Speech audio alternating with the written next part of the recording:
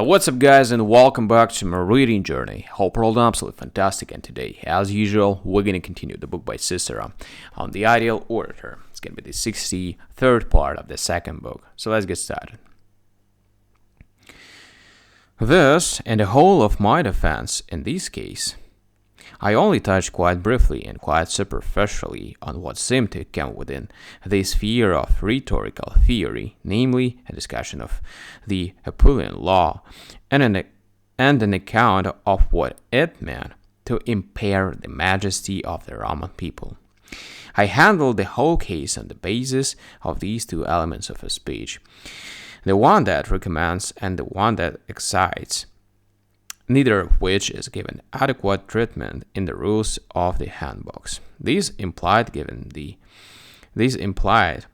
me impression both of being very passionate when rekindling the indignation against Capio, and of being very mild when demonstrating my character and my dealings with those to whom I am bound.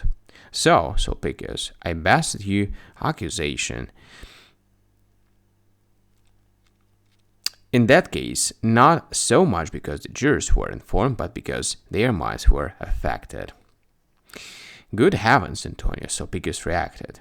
Your account is quite accurate, for I have never seen anything slip through someone's fingers in the way that this very case then slipped through mine.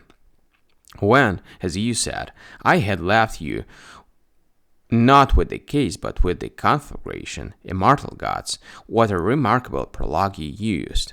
What fear, what indecision, with what slowness and hesitation your words came.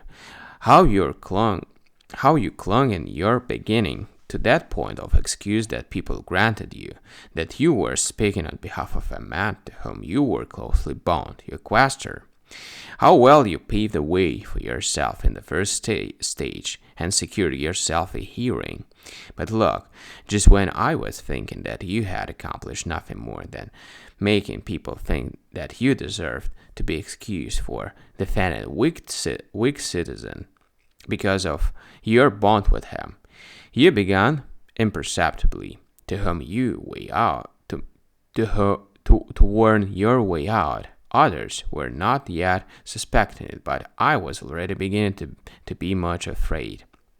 You defended what had happened by saying that it had not been sedition caused by Norbanus, but an outburst of anger of the part of the Roman people, and not an unjust one at that, but one that was very well deserved.